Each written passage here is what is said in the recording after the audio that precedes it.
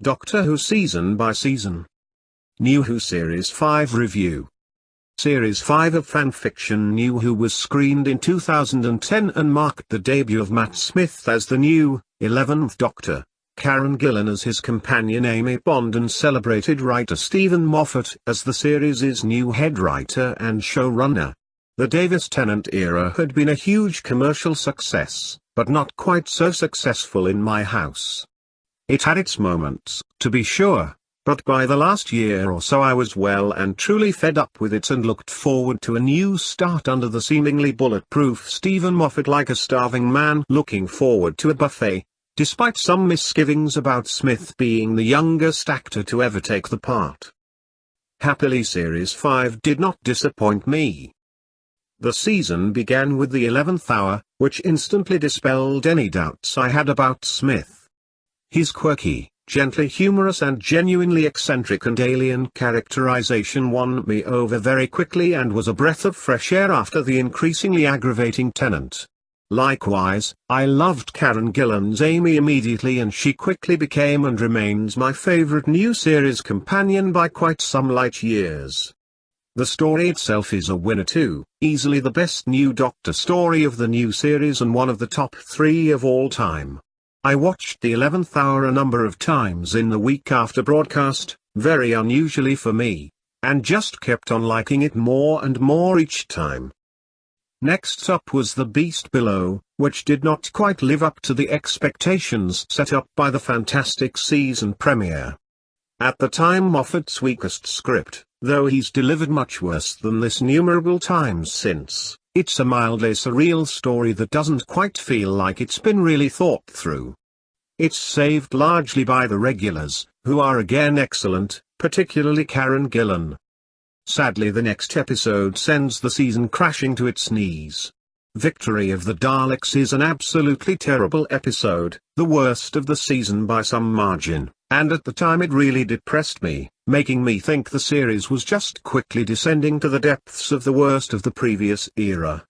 It starts off as a thinly veiled rip-off of the Patrick Troughton debut story Power of the Daleks, only to lose interest in that within 15 minutes and then spend the rest of the episode just faffing about doing nothing very much other than introduce some seriously badly conceived new Daleks that the series subsequently dropped faster than a man picking up a lump of dog shit thinking it was a hot dog.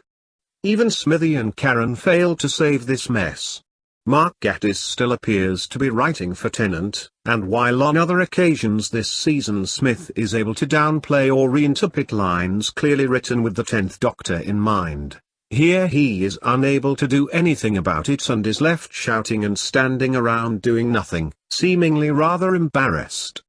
Karen fares badly too, with Amy written as entirely generic and a crushingly terrible moment where the script has the Doctor piss off to the Dalek ship in the TARDIS without Amy reacting at all, which given the previous 2 times she's seen him go off in the TARDIS it's taken him years to come back for her, is just completely and utterly fucking unforgivable. This is an awful episode on every level, and my initial faith and hope for the season began to sink badly. Happily, the next 2 episodes restored that faith and then some. The Time of Angels 2-parter is an absolute cracker of a story, my second favorite story of the entire new series after The Empty Child. Matt Smith and Karen Gillan are back to their brilliant best here, all the more impressively given this was their first film story and there are endless fantastic sequences, including the bit where the angel comes out of the video screen at Amy. It's shamelessly ripped off from The Ring, of course, but then this is hardly a new thing for Doctor Who, and the story does it absolutely brilliantly. At this stage River Song is still a moderately interesting and intriguing character too, rather than the complete annoying joke she became from mid-season 6 onwards. I loved this story and it definitely sets the season back on track. Next up is Vampires of Venice, which seems rather slagged off for no real reason I can find.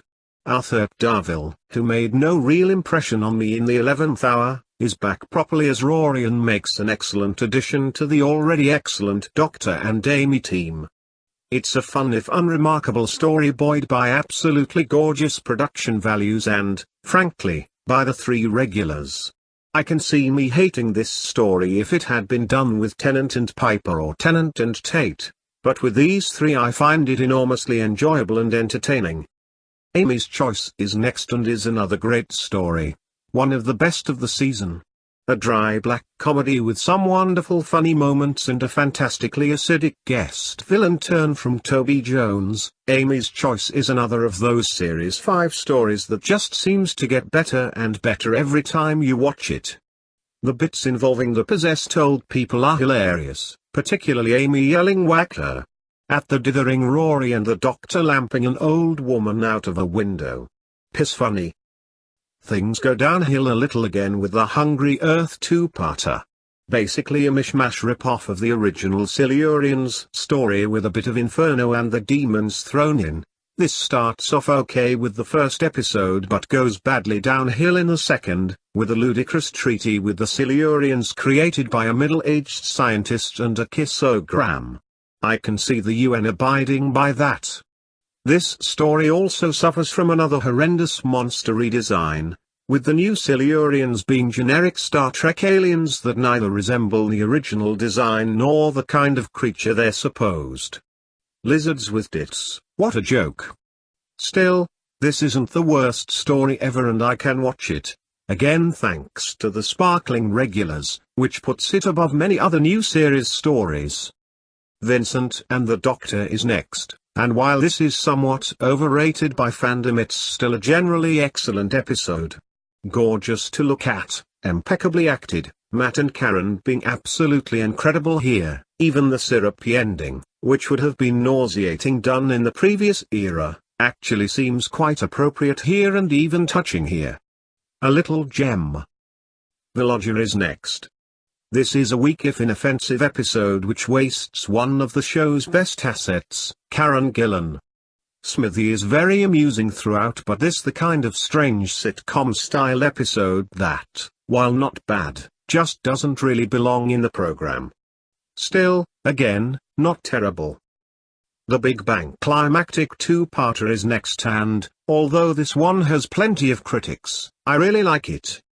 The first episode is an enjoyable romp that builds to a genuinely chilling climax. All the stuff with the Ortons is fantastically creepy and unsettling and is much better than their handling in Rouse, while Part 2 changes tack to become a strange tongue-in-cheek mix of apocalypse story and fairy tale, with the allusions to fairy tale that have been made all season finally becoming explicit with Rory's Roman warrior story. This is a rather wonderful different season finale for New Who, essentially a few characters running around a museum, but is tremendously entertaining simply because they're good characters I actually enjoy watching. It's also great to see Caitlin Blackwood back again as young Amy.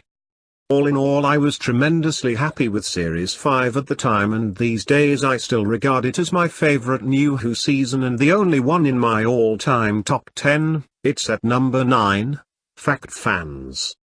Matt Smith is brilliant as the Doctor, light years from the irritating caricature he would later become, and together with Karen Gillan and Arthur Darvill as Amy and Rory, make up my favorite TARDIS team of the new series.